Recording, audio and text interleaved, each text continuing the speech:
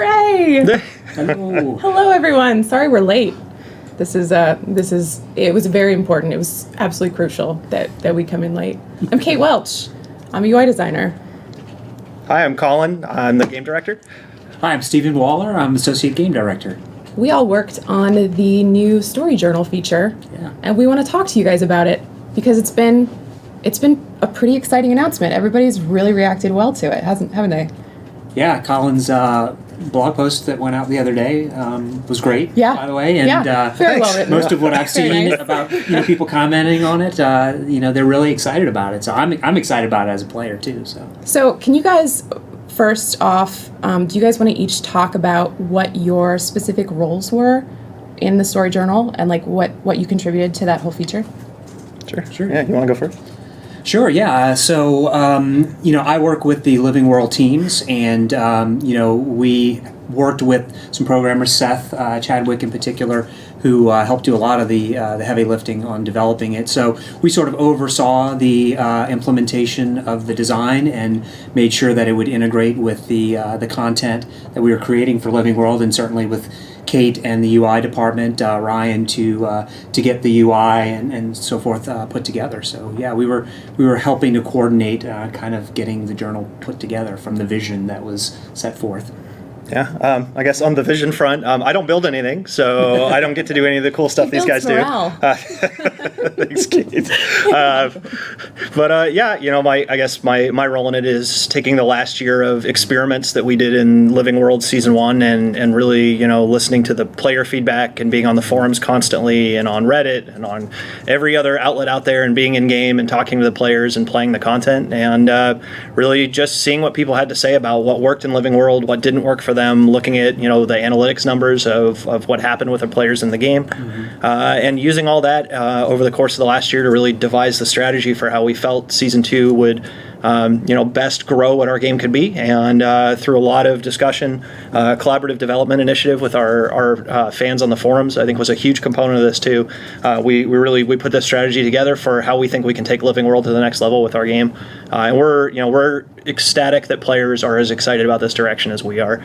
We really think we're building something unique with Guild Wars 2 right now. I saw a player make a comment on one of the threads on Reddit, and I think it actually maybe best encapsulates what I think Living World is, which is they talked about how in other games the end game PvE experience is you constantly get more gear and then you go beat the next raid and then you go beat the next raid.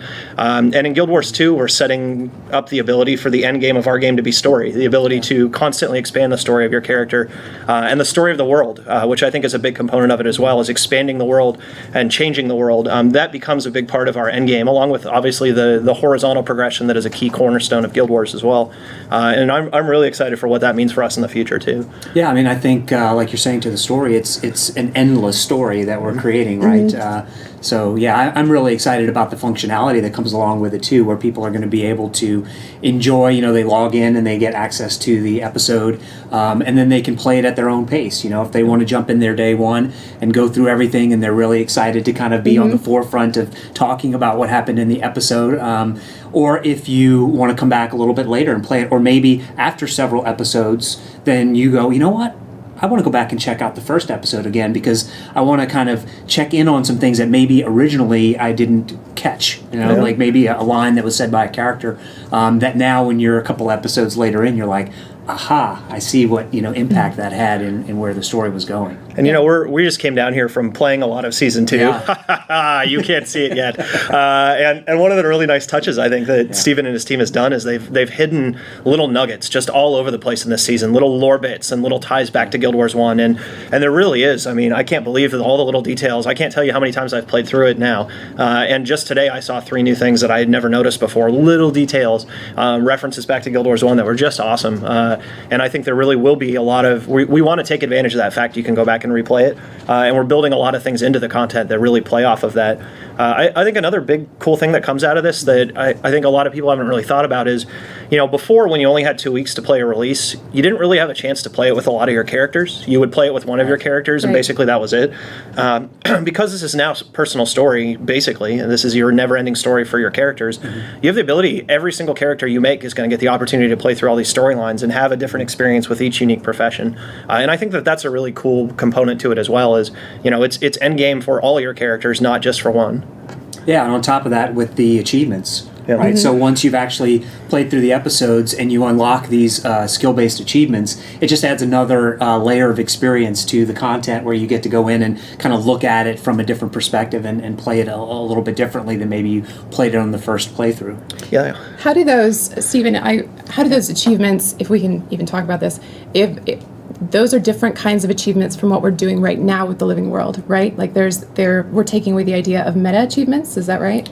Yeah, so the achievements now are going to be unlocked when you complete the episode. Okay. And what we tried to do was make them more skill-based, so that you would try to do things that were sort of difficult to accomplish but required skill. And if you have that skill, then you're able to acquire that achievement. And we think that paradigm works a little bit better than just putting all of the achievements out up front, working towards the meta achievement. That may be something that Colin wants to talk a little bit more about. Yeah, well, I guess at the end of the day, we saw a lot of comments from our players that there was a subset of our players looking for more challenges in our game, right? Right. They really wanted more challenging content, more things that took more skill to overcome. Right. And it's really important to us that we have a core experience in our game that everyone can play. That Sure. The storyline, the experiences, we really try to make those things that are available and something that are approachable by all our players. And so this achievement, the way we're modifying the achievement system, really allows us to kind of give that core experience to everyone. And now the achievements will really be achievements. They're optional things you can go back and do. Right. And they're really, sometimes really tough challenges to overcome. And we don't expect everyone to do all of them anymore. Right. It really is, if you do it, that's great. If you don't, that's great too. And then we're putting rewards on them that make it worthwhile to do them, but don't make it feel like you have to do them. They're bragging points, basically. Gotcha. So these are more achievements that me as a developer will be embarrassed that I won't be able to actually achieve. Absolutely. We will ask you every week if you've done your achievements and rub it in constantly. Yeah, and like Colin was saying, to the accessibility of it, the base playthrough of the storyline, we want to make sure that if you play through it with your friends in the instances with 5 people, or if you try to play through solo, that it's something that you can get through and that you're going to be rewarded for completing the episode. And so it's not required that you have to do a number of different skill-based achievements in order to get some reward at the end. Okay. And just to clarify, this is going to cost players how much? Well, if they log in, it costs them 0. All they ever have to do is during the release window. And I know in the blog it said the 2-week release window, but it's possible that some episodes will actually have longer windows than that. I think basically from when an episode comes out until the next episode comes out, if you log in during that time, you have that episode available to you for free. And that's just it. You can log in for 2 seconds and it's yours. And you can play it whenever you want. If your character's not level 80, when they get to level 80, they can go play it. And if you aren't there when that episode was live, if you for whatever reason you're not around or whatever, you can pick it up for 200 gems, or you can buy 200 gems for a cheap cost of gold. I don't remember exactly what it is. It's around 20 gold, something like that, on live right now. Not too bad. You can make that pretty overall in the grand scheme of things. You can make that pretty quickly, and in Crown Pavilion right now in particular, and you can go buy that episode and unlock it forever as well. If anybody has a good Crown Pavilion guild that's doing runs and getting gold, please let me know. My in-game name is Kate. Yeah, I thought it was. I would love to piggyback on your guild runs. Thank you. I thought it was pretty funny too on our forums where somebody had asked, like, what if I'm not able to be around? And somebody was like, I'm training my dog, so that all it is like it's 2 clicks. Like, is it really that hard? I don't know if I can log in for 2 seconds every 2 weeks, Colin. That sounds like a demand. I know. Somehow, some way, you're going to have to find your computer and press the login button. Okay, question. How will large open world events be handled in the journal? Kind of like we've done with Living World Season 1. We've had these like big Zerg type events. How are we going to handle that in Season 2? Can we talk about that? Yeah, I mean, I would say that, Living World, our main focus is on telling a great story and making interesting content. And in some cases, we'll have huge open world events along the lines of like the Marionette or something like that, where it makes sense to the story, because again, that's our main focus. But there is open world content that's available for everyone to experience, and it's just going to vary like we vary our content in general. Sometimes it'll be styled like the Marionette, sometimes it may be styled like a Battle for LA type of thing. But we're going to look first at what makes the most sense for telling the best story that we can tell, and what open world content around that supports it. Yeah, I think one of the interesting questions that I saw a lot was, does this mean that things that happen in the world and change aren't going to happen anymore? And the answer is, we're absolutely still going to have that stuff. I think part of a living world is it feels like the world can change and evolve. And so the storyline, the story instances, and the connections that send you between that storyline, all of that stuff will be permanent and in the journal. Mm-hmm. The open world content will all be out in the world for everyone to experience. Some of that will be stuff that is just always there forever. Some of it will be stuff that modifies and changes as the world progresses. It's like Steven said, it's whatever makes sense for that storyline. But we want to take the best aspects of what worked really well in season 1, which I think was the sense that the world can change and evolve. Yes. That to us is probably the most important thing. We want to keep that while bringing in this aspect of everyone can experience that storyline, that as we expand the world, everyone can experience that together. That's just as an important component and one of the biggest feedback pieces that we got from season 1. And so you'll see a lot more permanent content in season 2 as a whole, both all of the story, obviously, and then in the open world as well. You guys have mentioned a couple times the concept of open world content versus stuff that's gated. Is that open world content still gated behind the unlocking of an episode, or is that something, even if people don't have an episode, will they be able to play that open world content? Yeah, the open world content is available to everyone to play. Gotcha. The journal itself is going to give you access to the instanced, more story-focused content, because I think, particularly for telling the story, there are really great opportunities within the instance to do character development and progress the plot and so forth. And certainly the open world plays into that, but we really think that the best places to have those character moments and to progress the story is in the instances. And so that's what you're really going to be gaining access to when you are getting the episode unlocked. The open world content is available for everyone in the open world. Gotcha. Okay. So let's say we're on episode 3 of season 2. And I want to replay episode 2 with a friend who has not yet unlocked it. Can I bring them into that episode, or do they need to go and purchase it? That's a good question. I don't remember. You sure can bring them. Yes.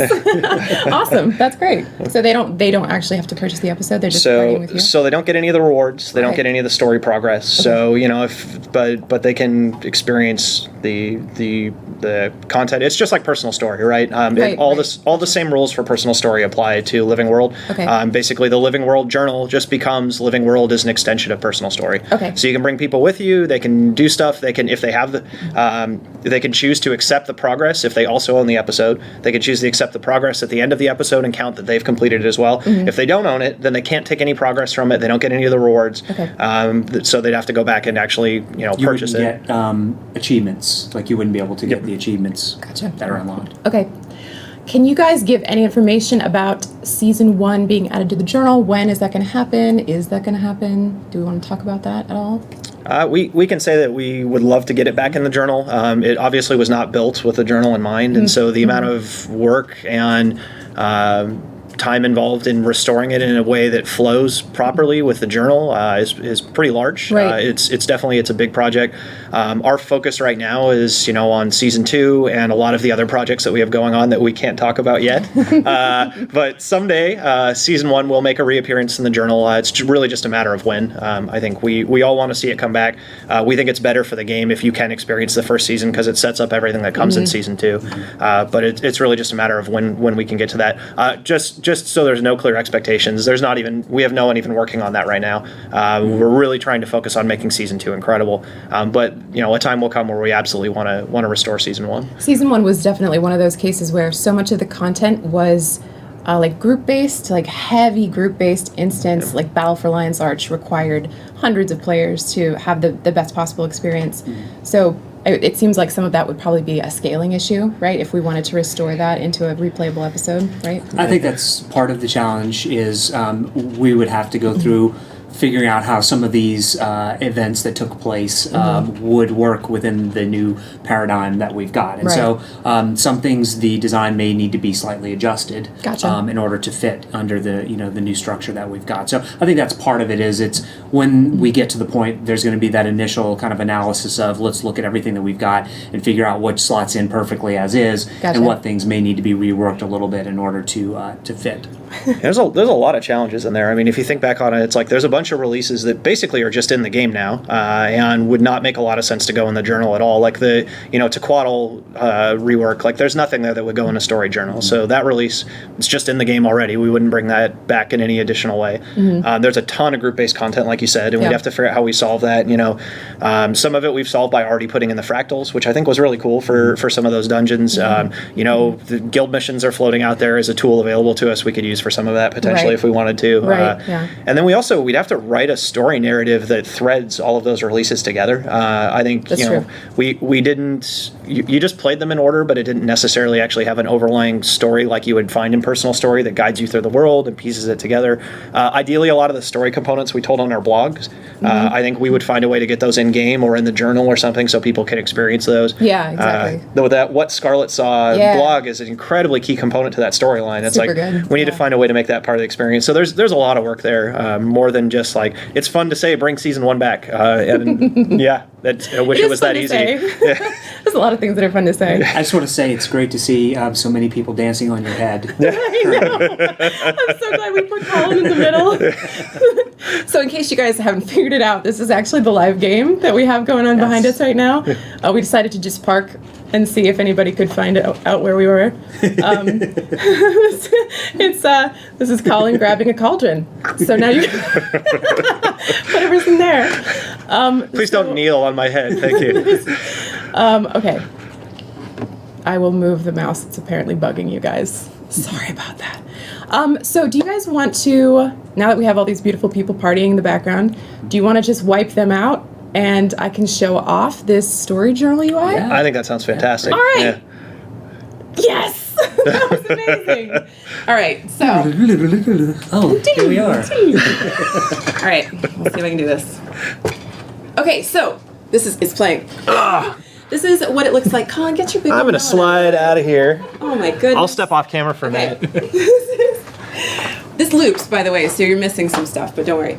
So this is the story journal. This is you've set one of your missions as active, the one that you just unlocked by logging in.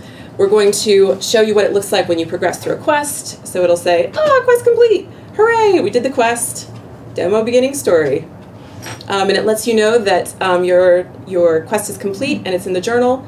We're going to view that episode in the journal because it's completed now, and we can actually go back and do achievements for it if we choose to. You can replay the episode.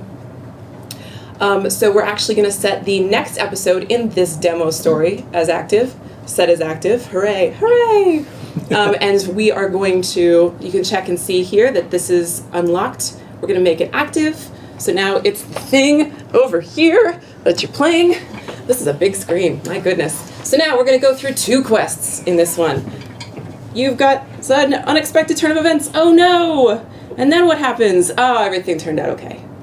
And the quest is complete. Whew! I was nervous. Okay, so the quest is complete. Your episode is complete. You can now view it in the journal.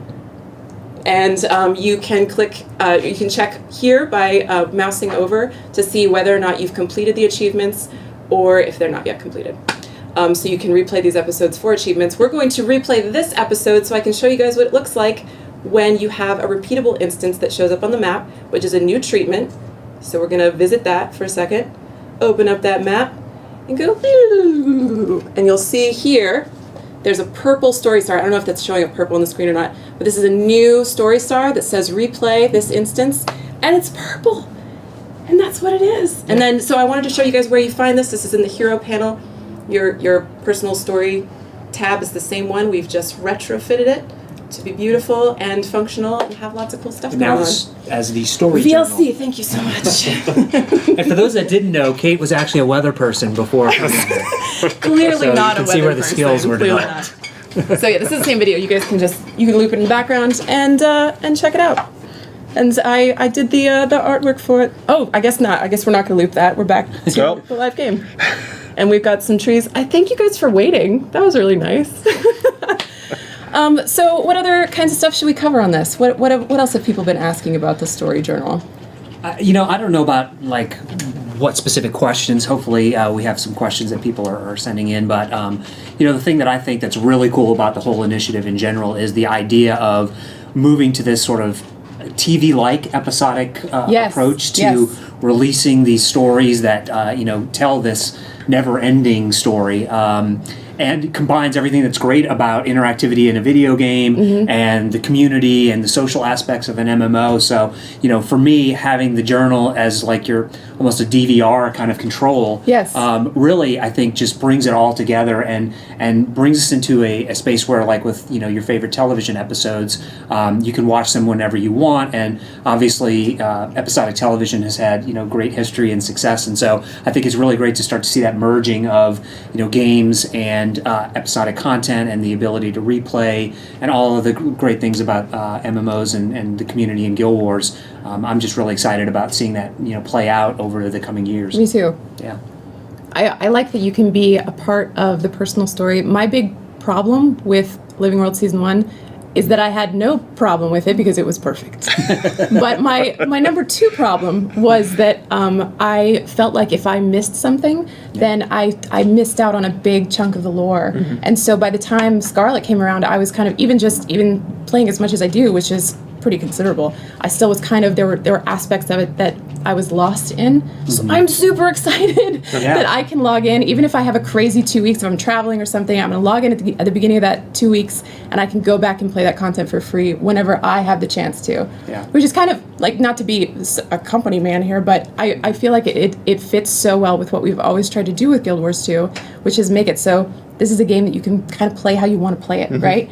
Like this is continuing down that same path. I think it's really cool. Yeah, I mean, I think when we looked at it in general, it was people will still will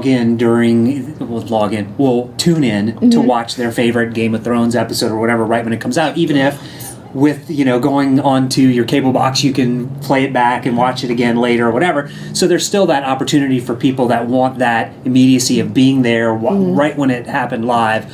So in my mind, this is just an extra step, which is we're going to have people that are coming in during that 2-week period and want to experience it with everyone else that's excited for what's going to happen and have been speculating about what's going to occur. And, oh my gosh, that cliffhanger from last episode was awesome. I can't wait to see what happens. Right. But it's now that added bit of, if for some reason you weren't able to, you have that ability now to be able to do it, or to watch it multiple times because you enjoy it so much and you just want to experience the relationships of the characters or the key moment that really turned things or answered a previous question. Right. And there will be small moments or things that are tucked in there occasionally for if you were there when it was relevant, when it just came live. There will be some stuff that is only there during that time and goes away. And obviously the story won't be the case, but thinking back on some examples, it's like in South Sun Cove in the original version, there were warning signs on the beaches and whales that washed up until that release happened. We'll still have things like that in Living World Season 2 that are only around for a week or two that help set up the next release and then are gone again. Right. So you can point back to and say,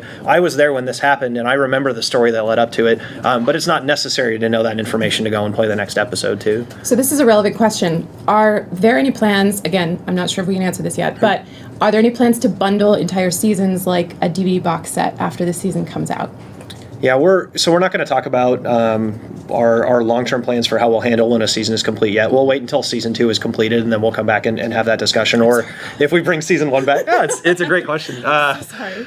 It's definitely if you look at the TV model, their example or their answer to that is to do box sets. It's certainly something where we'll look at all the options. I would encourage everybody to get out there and give their ideas for what they'd like to see. The story journal was born out of player feedback from the last year of what they saw and experienced in Living World, and what we choose to do in the future will be the exact same thing. We're going to make decisions based on the things that we hear from our community, what people are enjoying, what they want to see changed, and so if people have feedback for how they'd best like to see that handled, definitely put it out there. I guarantee you we're reading it constantly, always. Yes.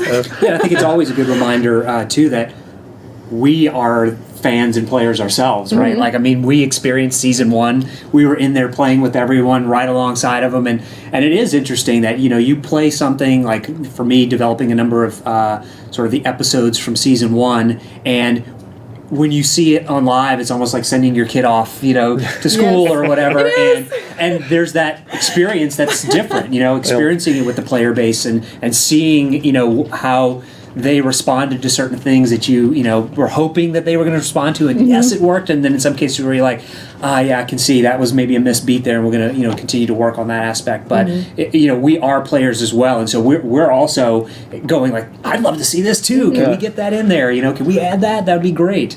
So, and I must have killed Scarlett 50 times here on Dev. And once you got on live and killed her one time, it felt so different. Like, I did it. I killed Scarlett now. It was so good. All right, guys, it sounds like we have time for one more question. Will past achievements that we missed live be available through the journal? I assume this is from season 2 on. If you are, again, the example, if you're on season 2, episode 3, and you want to go back and play episode 1 and get those achievements, will those still be available?